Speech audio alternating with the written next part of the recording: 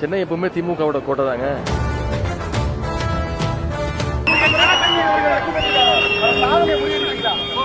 கலைஞர் சாதனையெல்லாம் முறியடிக்க முடியாது, ட்ரை பண்ணலாம். கடந்த 5 வருடங்களா எனக்கு ஒரு வாய்ப்பு கொடுத்தாங்க இந்த தொகுதி மக்கள். பெரிய வாக்கு வித்தியாசம் ஜெயிக்க வச்சாங்க முதல் வாய்ப்பு. அந்த 5 வருஷமும் நான் அவங்களோட இருந்திருக்கிறேன். கோவிட் காலமாக இருந்தாலும் சரி, மழை காலமாக இருந்தாலும் சரி, 365 நாளும் என் தொகுதி மக்களோட நான் இருந்திருக்கிறேன்.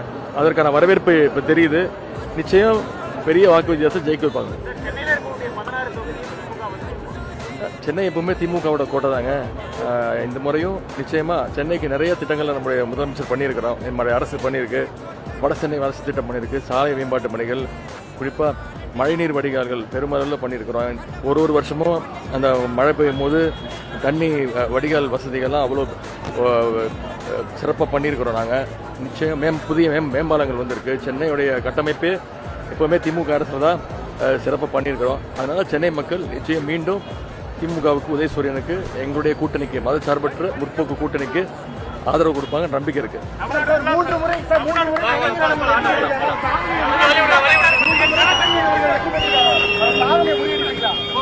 கலைஞர் சாதனையெல்லாம் முறியடிக்க முடியாது, ட்ரை பண்ணலாம்.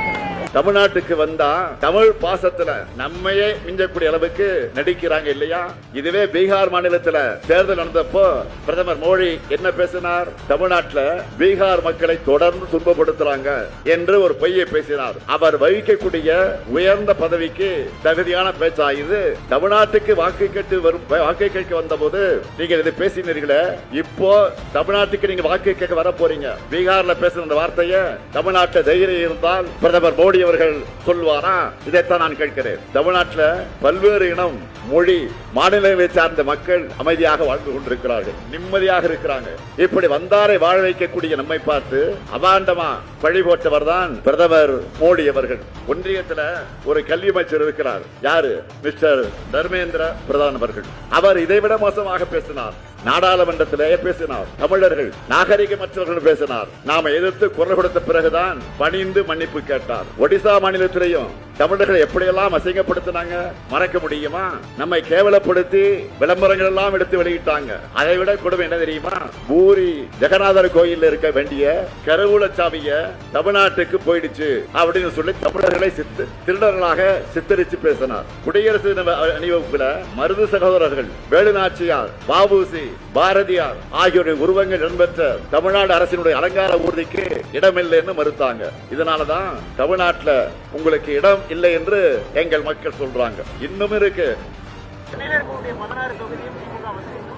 சென்னை எப்பவுமே திமுகவோட கோட்டை தாங்க.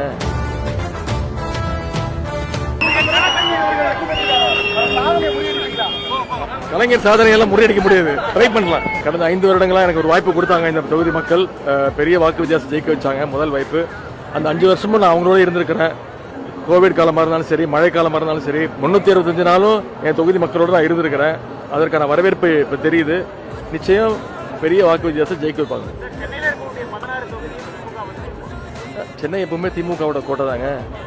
இந்த முறையும் நிச்சயமா சென்னைக்கு நிறைய திட்டங்களை நம்முடைய முதலமைச்சர் பண்ணியிருக்கிறோம். நம்முடைய அரசு பண்ணியிருக்கு.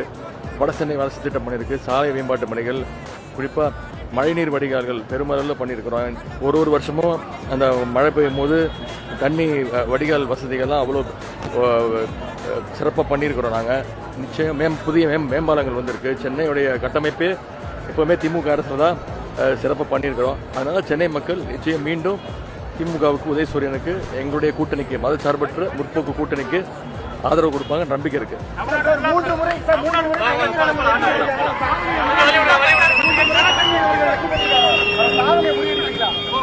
கலைஞர் சாதனையெல்லாம் முறியடிக்க முடியாது, ட்ரை பண்ணலாம்.